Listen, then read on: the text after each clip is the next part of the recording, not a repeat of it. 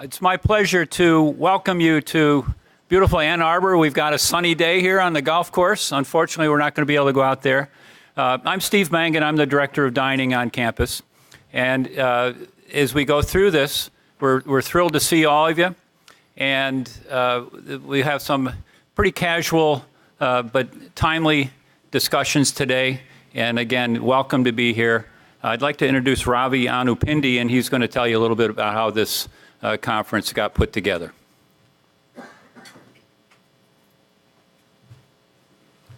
Good morning. Thank you, Steve. And once again, welcome to the University of Michigan. My name is Ravi Anupindi. I'm a faculty at the Ross School of Business. And my research teaching interests are broadly in supply chain. So everything that happens here today is of professional interest to me as well. And so there is another reason why I'm interested in this conference. But let me give you a backdrop of how this came about in 5 minutes or so. So what you see here, one of the core sponsors of this conference is an advisory committee to our president on labor standards and human rights. So anything that you buy at the MDEN or where we put Michigan logo, which is called licensed goods, which many of you are familiar with, there's an advisory committee to the president. We look into labor standards and human rights in the supply chains that produce these products. So this advisory committee is 4 faculty members, 3 students, and 3 staff members. And we meet once a month. I chair that committee. I've been chairing that for the last 6 years.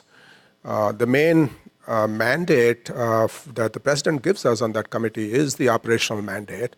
But we are unique, I think, amongst all universities where the president gives us more than an operational mandate, including research and dedication. So about 4 years ago, we started looking into, well, licensing is only one piece of what Michigan actually buys or any university buys. The University of Michigan, to run this large campus, spends more than $6 billion every year in procurement. So we buy a lot of stuff. That includes a lot of food as well.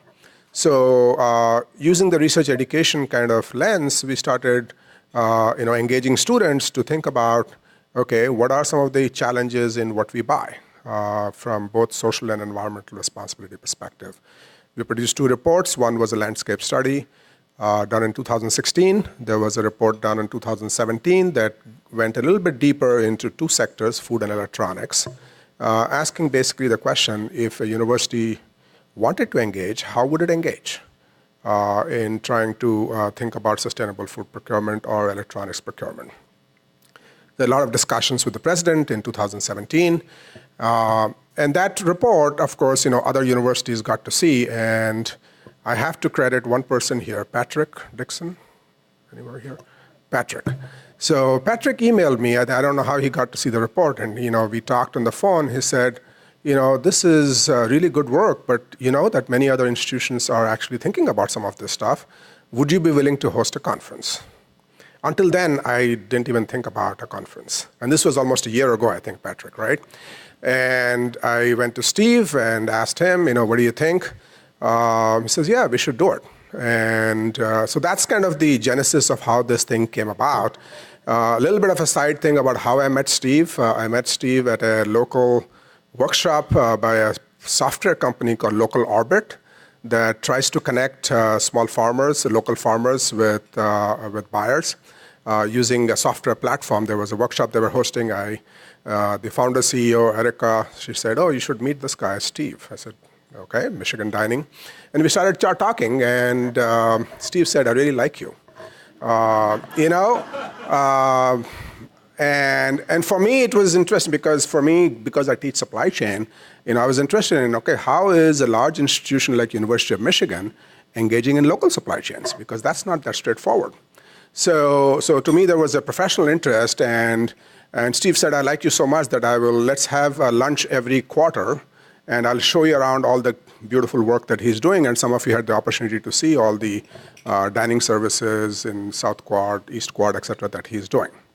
So we got to know each other, and the more I learned about what he does, we just finished actually last semester a case study on Michigan dining that I use in my class, trying to talk about what are some of the challenges of a large institution engaging in local supply chain. So these are some of the things that are coming together.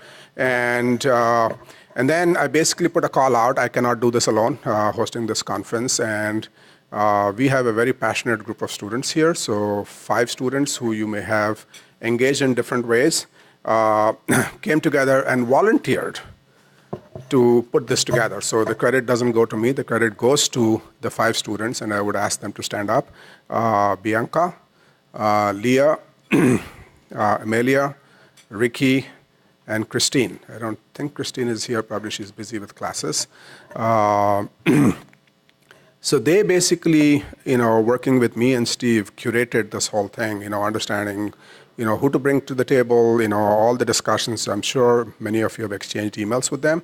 And finally, all the administrative work, really, Sue Booth, where is Sue? Sue is outside. She pulled all this together, right? And without, that's right, Sue, thank you.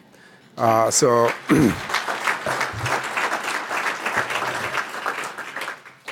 without the help, without these people kind of putting all the hours together to bring this to fruition, it just would not have been possible. So I really, really appreciate all the work that you have put in, so it's finally happening. Just, the importance of why we are, why this is important, I think about this stuff. University of Michigan's food spend, if I'm in the ballpark, maybe Steve, you can correct me here, is about $60 million or so. It comes to the university through different channels, through campus dining, through food service companies that provide food, vendors, et cetera. And that's just University of Michigan. If you basically do a simple back of the envelope calculation and look at graduate education in the United States, I think collectively these institutions are spending close to $25 billion on food. And that's the opportunity, I think. That's the opportunity to look at the spend that universities and institutions are doing on food and how to think about sustainable food procurement.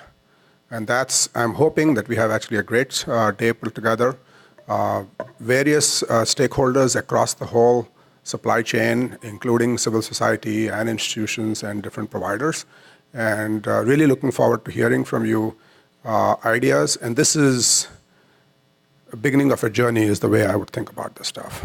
I think many of you institutions, if you're here, are doing a lot, but and other actors who are helping us along the way.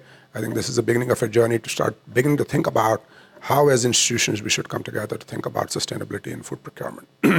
So, without further ado, I would like to launch this with our first keynote speaker. Let me see if I have. Is Alexa Delwich, pronounce this right? Okay. She's the co-founder and executive director of the Center for Good Food Purchasing. Previously, Ms. Delwich served as managing director and first staff person for the Los Angeles Food Policy Council, where she spearheaded the development, launch, and implementation of the Good Food Purchasing Program.